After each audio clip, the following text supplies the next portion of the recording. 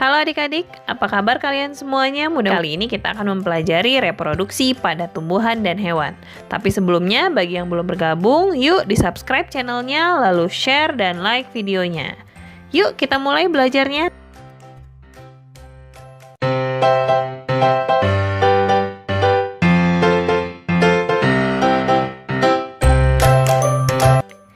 Ada beberapa macam reproduksi pada tumbuhan yang akan kita pelajari. Yang pertama adalah reproduksi pada lumut dan paku. Lumut dan paku mengalami metagenesis. Jadi ada dua macam reproduksi, yaitu vegetatif dan generatif. Secara vegetatif, lumut dan paku menghasilkan spora.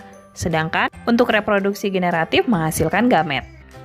Selanjutnya, reproduksi pada tumbuhan berbiji. Tumbuhan berbiji melakukan reproduksi secara generatif maupun vegetatif. Untuk reproduksi generatif, pada tumbuhan Angiospermae terjadi pembuahan ganda, yaitu inti generatif 1 membuahi ovum akan membentuk zigot dan inti kandung lembaga sekunder dibuahi oleh inti generatif 2 menghasilkan endosperm. Sementara pada tumbuhan berbiji terbuka, setiap strobilus hanya memiliki satu kelamin dan pembuahan yang berlangsung tunggal.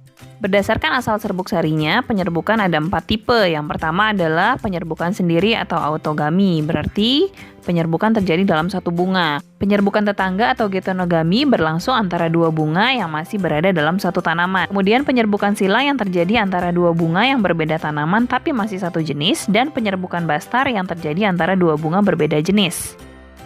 Berdasarkan perantaranya, penyerbukan terbagi menjadi 4, yaitu anemogami yang dibantu oleh angin, hidrogami dibantu oleh aliran air, zoidiogami penyerbukan yang dibantu oleh hewan, dan antropogami penyerbukan yang dibantu oleh manusia. Yuk kita bahas satu persatu. Yang pertama anemogami. Tanaman yang penyerbukannya dibantu oleh angin biasanya memiliki ciri mahkotanya kecil atau bahkan tidak punya mahkota, sehingga bunganya tidak menarik. Tidak ada madu, serbuknya ringan, dan bunganya terletak di atas. Contohnya adalah jagung. Tanaman yang penyerbukannya dibantu oleh aliran air biasanya hidup di sekitar aliran air sungai. Jadi serbuk sarinya mudah mengambang di atas air. Contohnya pada eceng gondok atau teratai. Zoidiogami terbagi lagi menjadi 4 macam ya. Jadi hewan yang membantu penyerbukan itu ada serangga, burung, kelelawar, dan siput. Yang pertama entomogami. Entomogami itu adalah penyerbukan yang dibantu oleh serangga. Penyerbukan seperti ini biasanya terjadi pada bunga-bunga yang memiliki mahkota dengan warna mencolok, bunganya berbau khas dan memiliki kelenjar nektar. Selanjutnya, penyerbukan yang dibantu oleh burung biasanya terjadi pada bunga yang memiliki kelenjar madu, mengandung air, dan mengandung unsur bunga berwarna merah. Lalu ada pula penyerbukan yang dibantu oleh kelelawar, biasanya terjadi pada bunga yang mekar di waktu malam hari. Ada pula penyerbukan yang dibantu oleh siput, biasanya terjadi pada tumbuhan-tumbuhan yang sering didatangi oleh siput. Keempat macam penyerbukan tersebut biasa dikelompokkan ke dalam penyerbukan yang dibantu oleh hewan atau zoidiogami. Selanjutnya penyerbukan yang dibantu oleh manusia atau antropogami. Penyerbukan ini biasanya terjadi pada tumbuhan-tumbuhan berumah dua. Tumbuhan berumah dua adalah tumbuhan yang setiap bunganya hanya memiliki satu jenis kelamin saja, atau tumbuhan yang memiliki dasar putik yang jauh sekali di dalam perhiasan bunga, dan biasanya memiliki nilai ekonomis yang tinggi, sehingga manusia sengaja melakukan persilangan untuk mendapatkan bibit unggul. Nah, itu tadi adalah macam-macam penyerbukan. Sekarang kita akan membahas mengenai perkembangbiakan vegetatif atau perkembangbiakan tanpa terjadi penyerbukan. Perkembangbiakan vegetatif terbagi menjadi 2, yaitu vegetatif alami dan vegetatif buatan. Vegetatif alami yang pertama adalah rizoma, yaitu modifikasi pada batang tumbuhan yang tumbuh menjalar di bawah tanah lalu bertunas. Contohnya pada jahe, lengkuas, dan kunyit. Lalu ada tunas adventif, yaitu tunas yang muncul selain dari ujung batang atau ketiak daun. Contohnya adalah pada tumbuhan cocor bebek.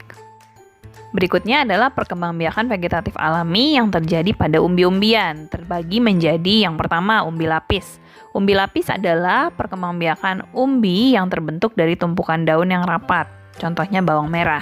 Lalu ada umbi batang, yaitu batang yang tumbuh di dalam tanah dan berisi cadangan makanan. Contohnya kentang.